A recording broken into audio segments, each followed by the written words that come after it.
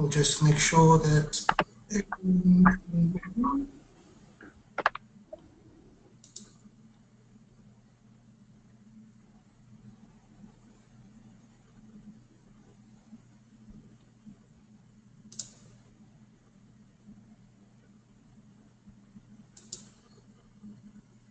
wonderful.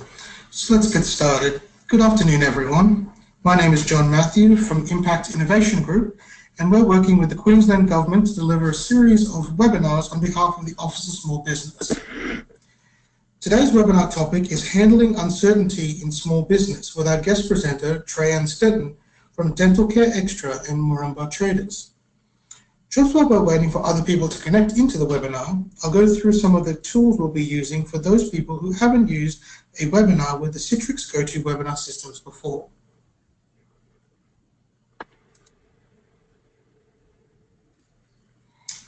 Your screen should look like this: a slide in the center and a control panel or dashboard on your right.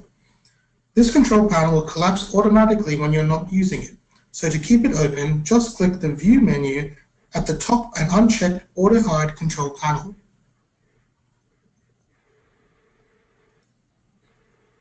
Asking questions. During the webinar, we might ask you a question or two so we can better understand your experience with the topic. We will ask you to raise your hand, and to do that, just click on the little hand icon on the side of the control panel. Remember to lower your hand afterwards, just by clicking the icon again. There is also an opportunity for you to ask questions at the end of the webinar. So we can ensure that the webinar flows smoothly and we stick to the allocated time, we will be fielding a Q&A session of questions and answers, I should say, at the end of the webinar for about 10 to 15 minutes. So, as well as that, we can also use this function to let us know if you're having any connection problems or broadcast issues. Just as a test, can everyone click on the blue icon to raise their hand?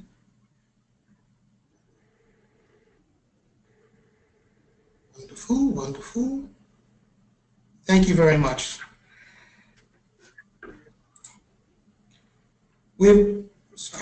We also have some handouts for you, which you can access and download by clicking on this section here. Trehan has kindly agreed to share his slide deck with us, and it's where you can access it. Now, please don't forget to download these documents, as they've been specifically prepared for you to help you understand today's webinar. They will not be available to download after the completion of the webinar, so I'll remind you again just before the webinar ends. This webinar will also be recorded and will be uploaded onto YouTube to watch at a later date. So now it's time to bring on our presenter for today. Trehan is passionate about delivering a range of quality outcomes that meet a range of internal and external customer requirements. His strategic focus that allows him to bring together processes, people, and technology to deliver results that make a difference. He is an experienced marketer and has extensive experience across sales, service, and with a clear focus on optimizing total channel mix. Trehan is the director and owner of an independently owned and locally owned operated quality dental service in the Isaac and Mackay region of central Queensland.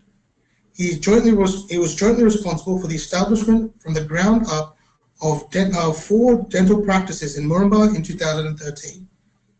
Welcome to the webinar, Trehan.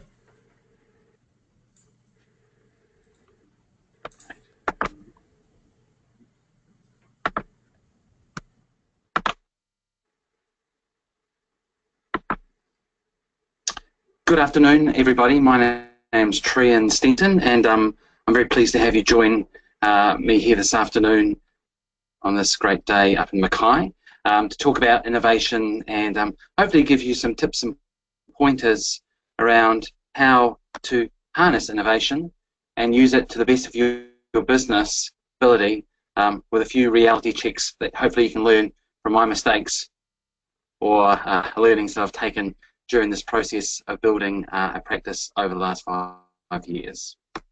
So as I say, my name's Trehan. We have 2 brands that we have developed here in the Mackay and Isaac region, the first of which is Dental Care Xtra, an independently owned dental practice that we've built 3 locations at, where quality and care really matter to our patients. And most lately, in December last year, we opened a new brand called Kids, which is more of a pediatric child-centered environment for children from the age of 0 to approximately 10 years, where we can take a total health focus for the child and the family themselves. So it's quite a marked departure from our existing dental offering services, as we offer GP, speech therapists, chiropractors, lactation consultants, all to help the parents get the best outcome for long-term for their children. So the question I'm going to pose to you, and I'll discuss some ideas that I have, is how do you turn an idea into income? And really, what would stop you from turning that idea into income? I guess for me, as a business owner and marketer, we all have lots of great ideas all the time, and to be honest, there are no new ideas. They're only reskinned, stolen from somebody else, or delivered from somebody else, or just created. So whatever you can kind of think up, I'm pretty sure that you actually find that idea has been trial tested or may even be implemented at this stage. So what stops you from developing those ideas is the ability, time, effort, focus, the reality that the timing for the marketplace might not be right. It may be capital resources that you have, and also a major problem we're kind of facing in our area already here in the Mackay-Isaac region is skills. All these things kind of have to be taken into consideration when you want to turn an idea into income. So what are the elements that you need to deliver to turn that idea? And I'm going to talk on the subject today around a number of items relating to marketing and sales, customer needs, leadership, people and staff, time management, and managing growth. All these are critical elements that you kind of need to factor into with an idea, and make sure that you have the ability to deliver against that expectation of what that idea is.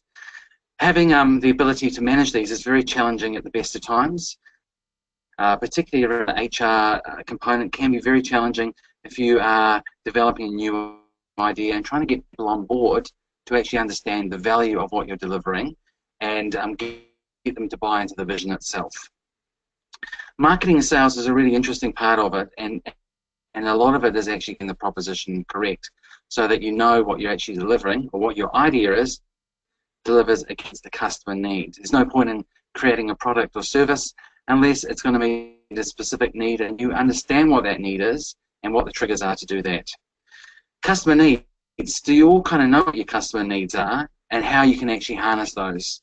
There may be customer needs that are latent, that are there already, or actually there may be needs that haven't been thought of about from your customers that actually need to be developed and grown. To do that, leadership's also important. So if you have an idea or concept, it's very important to actually be able to articulate that to your stakeholders, to your team members, to your fellow colleagues, to the wider community, so they understand the value of what you're delivering it. Now, I've always found that the simpler things are, the harder they are to get to that point. And this is the really hard part about narrowing down your idea to be able to articulate it as clearly as you possibly can. For us, the example is where we focus on for our dental component. We provide an oasis of care where quality really matters. Now, I'm not a dentist or a clinician, and when I set up this business, to be honest, it doesn't really matter too much. What I was aware of is what the client need was, where we need to take the business, and what service we were delivering to that. And from that, the proposition was quite clear what we're going to deliver. Then we wrap around care around everything that we do. For time management, any of the stuff that you want to try and do in an innovative kind of space, time management is critical. You can spend a lot of time going down a lot of rabbit warrens trying to discover what's an opportunity or not. I find that you probably need to stress test a lot of your ideas with friends, with your customers, and see whether it resonates. Does that kind of make sense? Do they kind of get the idea straight away, or does it need further refinement, or maybe you need to come up with a new idea? The last challenge I kind of want to talk about is managing growth, and managing growth is a really critical part of innovation. We moved from one practice to 2 practices, and at that stage the most important thing that I recognised from moving to 1 to 2 outlets was the standardisation of our systems and processes.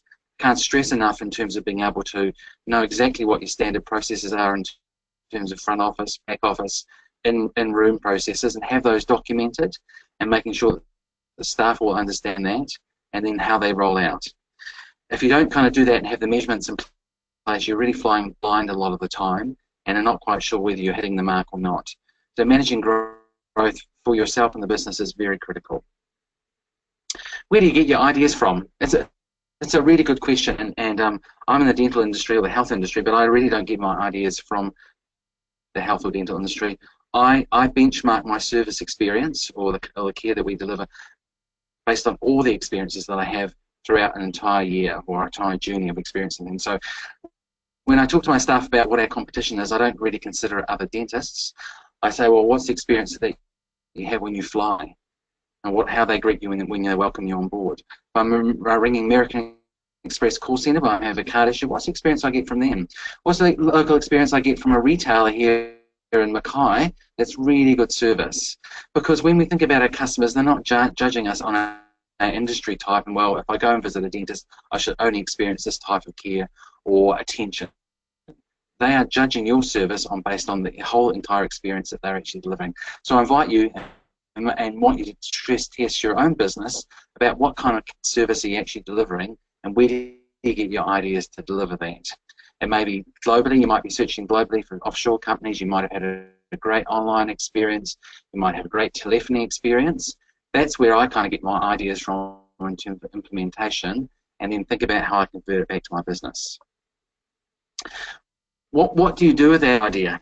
As I said before, there's kind of a lot of ideas out there, and I would probably start with Google first and actually exploring who has created that idea that you have already. As I said, a lot of ideas have been created already, and so I'd recommend that you go online, search out who might be doing something similar, have a conversation with them, do some market intelligence, find out from their customers how their experience is. Does there seem to be a real gap in the marketplace that needs to be fulfilled, or is there another opportunity to kind of optimize that experience itself? Sometimes ideas can take a long time to evolve. So you might be sitting on an idea or had an IB or a light bulb moment maybe 2 years ago, and it takes time for you to process what that actually means. Other times, if you know your business well, intuitively, you'll get that idea and you'll be able to implement it straight away. So I don't think there's any rules or expectations around where an idea should come from and how you implement it. I guess the thing is that you need to test it, get in there and try it and see how it's going to work to minimum cost to you, but maximum gaining of information. So what are you responsible for as the business owner in terms of this idea? So a lot of the time is actually, once you've formulated this idea or got the idea, you've stress tested it, you've kind of seen where it's going, how does this fit with your wider business? It's really important when you're looking at an idea, is it a complementary service that you're offering? Is it an alternative service that you're offering? Is it a product extension? Is it something that's really different to what you're doing? And I think that's really important that you then assess that back against your own business.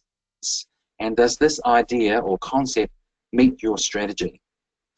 Because if you're going to kind of do something really different, you're going to have to make a conscious decision about whether this is going to be the right thing for you, short-term and long-term for your business. In our circumstance, we're located, we have first practices in Moranbah, where we've had a mining downturn.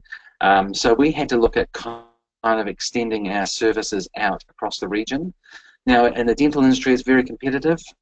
There's a lot of health funds that are coming into the industry and a lot of dentists. So they're all kind of fighting in the same kind of area. We decided that we didn't want to do that, and we weren't focusing on the price element of what we're delivering.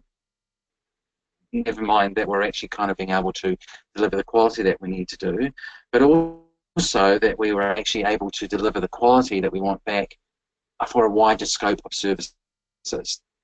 Fortunately, with our service offering, we've looked at doing stuff that nobody else does in the region, and being able to offer that here in a unique proposition. And that's probably where kids came around, is that we determined and looked in their marketplace and said, well, there's an opportunity here to provide a service for children, and this is kind of where we see this sitting in the marketplace. Here's our target market, here's a proposition for those particular services, and what are the channels we're going to do it. to do. So a lot of that was up to me in terms of having the vision in my head, being able to articulate it to people, to draw it, pitch it, paint it, and then be able to start delivering it. And that was delivered with the new practice here in December 2016. How do I manage that rollout? So when I'm developing a new product or service, I really have to consider three elements: people, process, and technology. All of these have to work in line with the strategy, and all of these have to be enabled in a manner that can be delivered in a timely fashion. Now, in terms of people, have we got the right people on the ground that can kind of do this, have the capability, have the training, have the willingness, energy, and expertise to do this type of work? If we don't, where can we kind of get these people from to help us? And how do we source them and keep them? Very, very important, particularly for us. We're in the health industry, so it's important that we have a degree of care and commitment and professionalism in everything that we do. For processes, I can't stress heavily enough around process. When we opened up our new practice kids here in Mackay, we have 3 service offerings, but I wasn't prepared to open them all up at once. We had to go through phases of opening one process up at a time and letting the team bed down in that process. How does it work? What timers do we need to have? Who needs to do what in what sequence? And refining that process. Not until the team were comfortable, but had in a comfortable position where they were able to move forward and take more capacity on, then did I actually start to do some marketing to actually attract more patients to that service. The sequencing and the timing is, I cannot stress, so important. If you're bringing on a range of services, whether it's a restaurant, we're adding in new food lines, or you've got some new technology that's coming on site, make sure that your staff understand the sequencing and the timing of those, and you're fully aware of where the pitfalls and problems are going to be. And technology, if anything's going to ever let you down, it's going to be technology, and it's going to happen at the worst possible time. So make sure that you've got a robust technology platform. I kind of think now anybody that goes into business really needs to have some sort of IT background because of the way that technology is integrating now and cloud-based services. You really have to have a handle on where the opportunities are.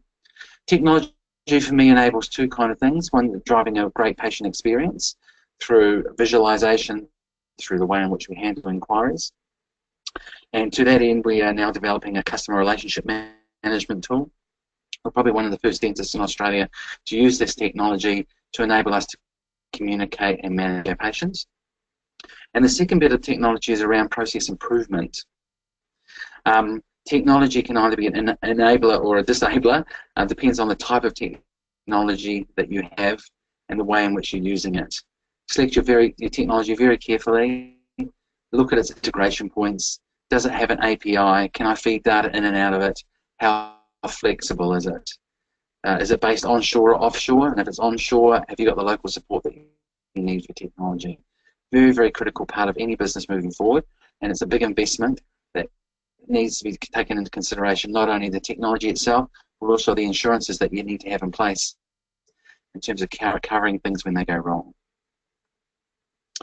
How do you know that you're successful? Goals, measures, and reporting. So I guess you probably don't want to do anything until you know that you can actually get an outcome from it. So why bother investing time, money, staff in something without having some measures around it? If you get to know your business a bit better, you intuitively probably know around the numbers and what you might hit.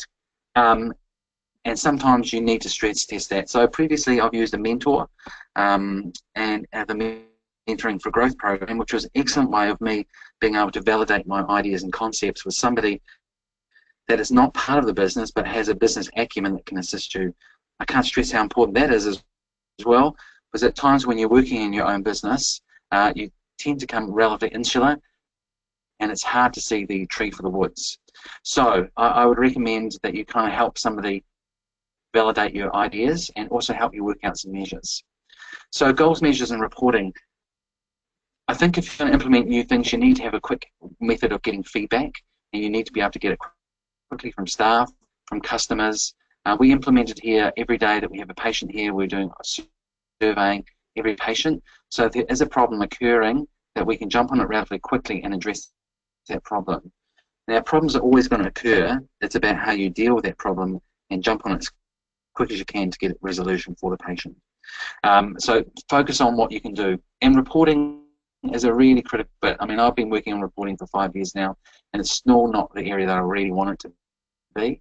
I'm just completing a new project now to try and do cost up reporting, which will allow me to look at point of sale sales on a daily basis and then determine my profitability.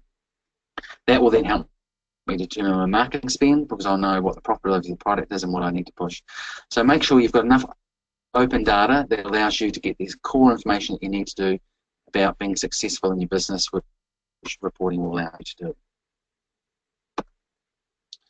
What happens if it's not working?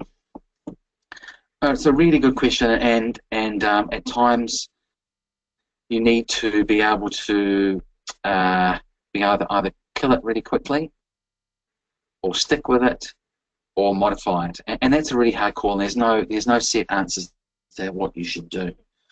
What the reporting and measures should do is give you some indication of whether it's successful or not, whether there's market penetration. For our new Operation Kids in Mackay, I was very uncertain about the way in which I should market this product. We started advertising in November last year and with some television commercials, and they really weren't hitting the mark. We then refined radio commercials, and that still wasn't hitting the mark. I then talked to the team and kind of get some ideas around what what patients were saying to us in terms of what type of treatment they wanted and what messaging they were telling us about why they came to see us. From that, I was then able to develop a proposition around two elements of the fact that people don't need to wait to have braces. They can get a second opinion from us, and that they can get a second opinion from us. So we modified our radio. I changed our SEM and SEO activity, and have been changing the hard copy material that goes out to patients to enforce that messaging itself, and it's kind of working now as well. So look at what you're doing. If it's not working, look at ways in which you can maybe adapt it. Is there a product extension you can put on there? Can you couple it with another product? Can you get rid of that product and replace it with something else? Refining the product is really important as well. So once you've got a successful product, how do you make it more efficient? How do you make it more efficient in terms of the patient experience that you're delivering? How do you make it more efficient in terms of the processes that support it? And how do you make it more cost efficient in terms of getting the maximum profitability you can out of that product? Some stages you might actually think the market's not mature enough to deal with this product, so in that which case you may retreat. You might say, well, the feedback I'm getting is it seems very challenging. People don't kind of know what I'm talking about. I seem to be spending a lot of money and time educating people. Maybe I need to leave it or tackle it in a different way. For us, there's different referral channels that we can push information to. So it might be GPs or allied health providers, where we can try and inform them, that they can then inform the consumers around the opportunities as well. So think about the different ways in which you can maybe backfill information. One really key thing I've learned over time, and I use it when I think about my marketing, is there's a rule around where people's ability to take on information and use it is. So I've got this percentage: 3%, 17%, and 80%. 3% of all my customers are in the market, or patients are in the market at that time looking for a product or service. So 3% of them maybe have an emergency, know that they need to get a filling, so they're actively searching, and where they're searching is SEO, or on your website, or maybe on Facebook for some information, or talking to friends. 17% of my customer base, or potential customer base, know that they need a service or need something, but they haven't turned that into actions. So they may know that they need to have their regular cleans, or they know they need to have a filling, but they haven't quite got around to doing it. And those are the people that you need to then switch to the conversions and all the messages for that. The 80% that are left are the people that aren't aware that they have a need and that they need to then address it. So what your marketing and activity needs to do is raise it from the subconscious to the conscious. An example of that is when we offer a MyBrace service here. We're accredited, the only certified practice in Central Queensland that offers that. And a key characteristic of our service is children that are mouth breathers. A child that a mouth breather has long-term health implications, not only just on their oral formation, but also in terms of their heart, sleeping patterns, and levels of energy.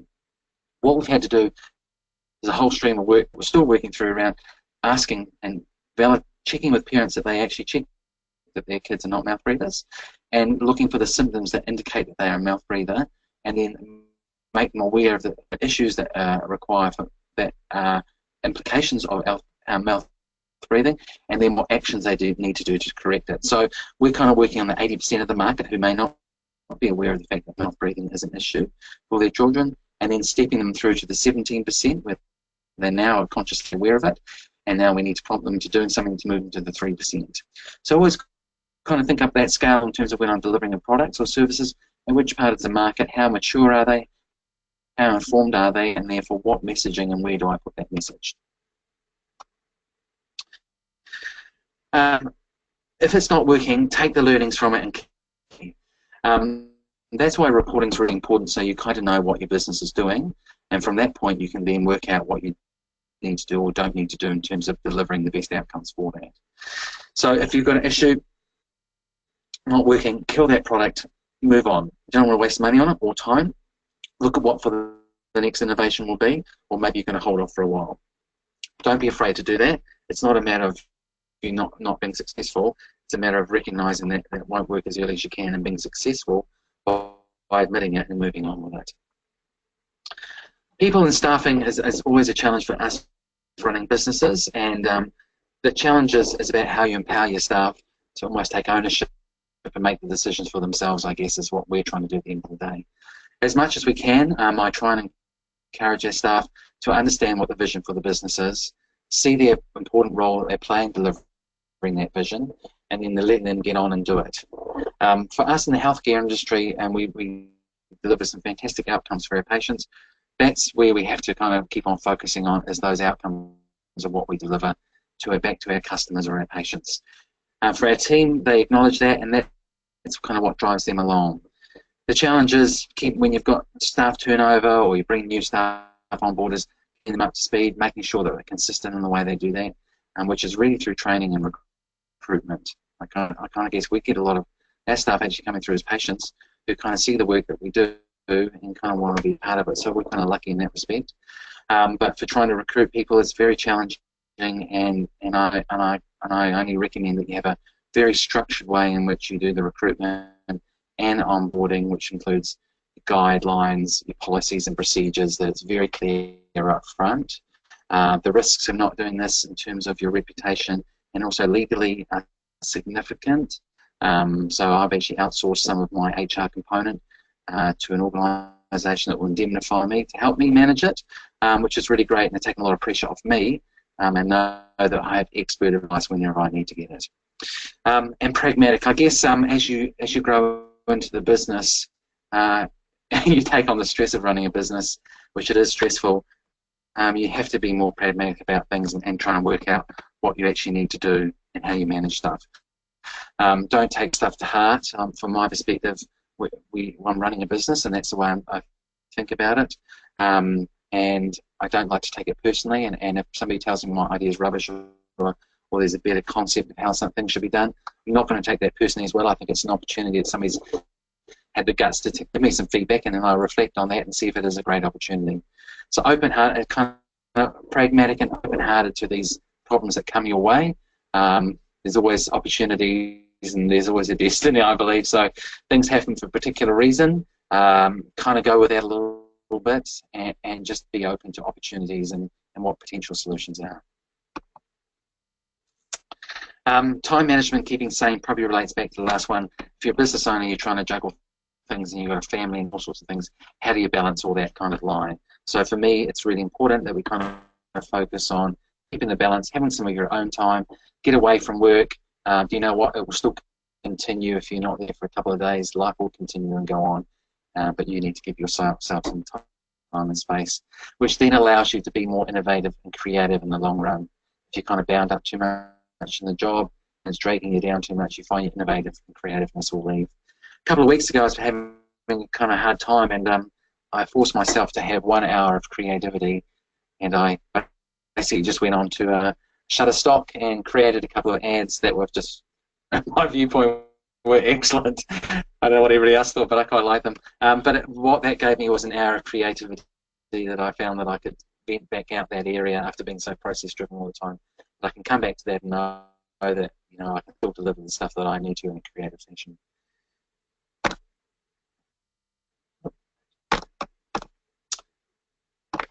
Okay. Just wrapping up now, I'm conscious of time. I always talk to people about this one, and particularly staff and my team about things. You only become a good seller if you travel in rough waters, and things are tough.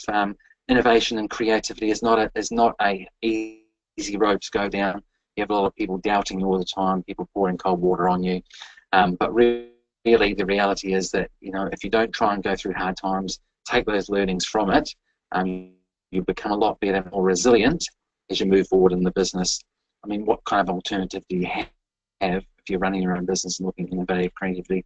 You can kind of just curl up on a ball and kind of ignore it, or you can take it as a challenge, regroup, move on, and look for some other creative, innovative solutions to keep you moving forward. As soon as you lose that passion, I think you need to look at different ways of managing it and kind of getting rid of those problems that you're having. So that's my suggestion is, you know, you will find hard times, dig deep, be resilient, have a break, and don't be so hard on yourself.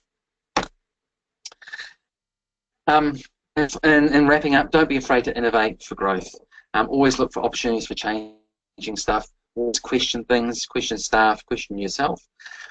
Look for those where shining examples of great innovation happen, and it may not be related to your business or what you're doing, but I recommend just get out there and innovate for growth for the future. I'm now going to open up for any questions that anybody has. You're welcome to ask me anything at all. I think anything's all good, and hopefully I can answer those for you.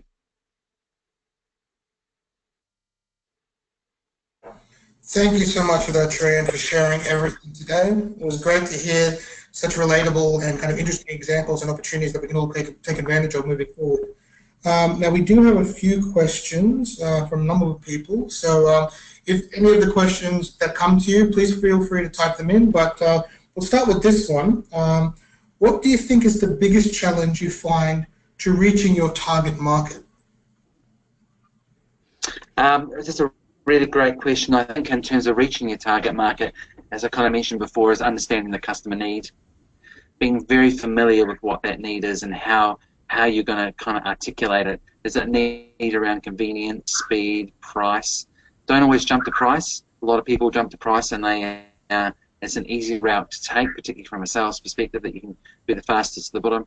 Focus on the elements, what a customer need is, test it with them, get lots of feedback, and then grow from that point onwards. So focus on your customer need. What are they wanting? How does your product and service match against that need? Make sure that the team are familiar with how that works, and then sell it in, and then monitor it and adjust it. Excellent. I guess it's making sure getting that balance between monitoring and kind of execution. Another question here, how do you go about getting customer feedback or insight to ensure you're on track with your ideas? Yeah, that's an excellent question as well. Thank you for that one. Getting feedback is really critical, and there are a number of ways that you can do it. I'm surveying every patient that comes to visit us. We do a survey that goes out, and that captures instant problems that we may be having. We're doing an at-counter one as well to make sure we're identifying things. And then we're also welcoming it. We do community-based events as well, so at that I'm always looking for feedback from people about our service, ask them how it's going, is there a problem, and see if you can quantify that as well. So any measures. Now, I've been doing surveying for 4 years, so I've got 3 indicators that I use for action of 11 that I measure on. One is patients being on time in the chair. Another one is overall satisfaction out of 5, and then likelihood to recommend. So when I'm talking to my team about this, we're always talking about those 3 elements on a monthly basis, because I know if any of those 3 elements out, it's going to be impacting our patient satisfaction. Awesome. Another one here, how do you get your team into the journey, or what the big picture is? So I think the question is still cutting out a bit. How do you get your team on the journey of what the big picture is? That's a really good question as well. I think you have to kind of be able to simplify the proposition about what that journey means. For us, it was around quality and care for our patients in a local service. That's a wide scope. That means our patients don't need to travel, that we can look after them all in the one spot with the quality and care, fair professionalism that we deliver.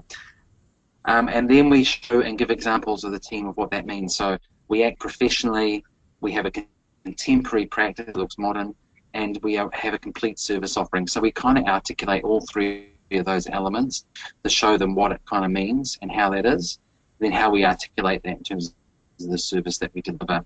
I always kind of talk about the brand itself and Dental Care Xtra brand. I say, you know, dental is what we do as a functional part of business, care is what we wrap around everything, and the extra, or the Dental Care Xtra, is the things that we do that patients don't expect us that we do. So we're available 24/7.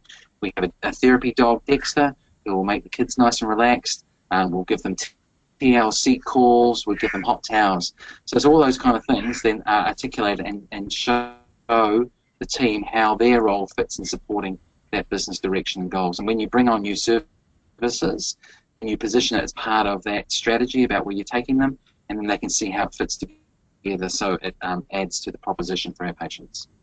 Sure. Just another question here. In terms of actually executing an innovation strategy, at what point do you determine that the innovation's not working and you need to try something else? Like, how far do you have to try until you cut your losses and move on? Very good question. I kind of don't have a golden bullet answer to that one, unfortunately.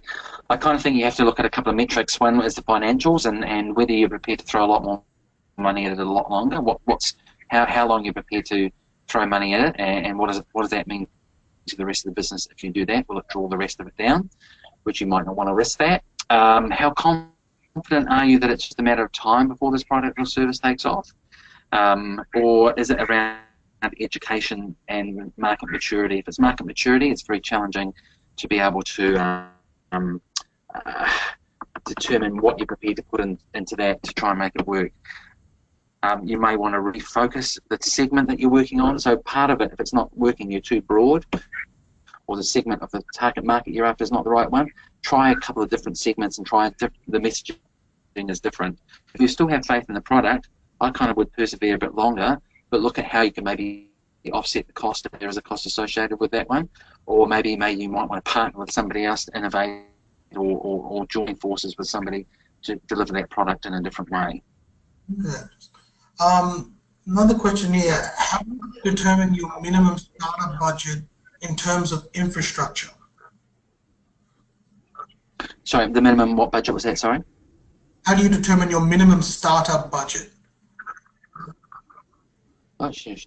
How do I determine a minimum startup budget? Okay, good question.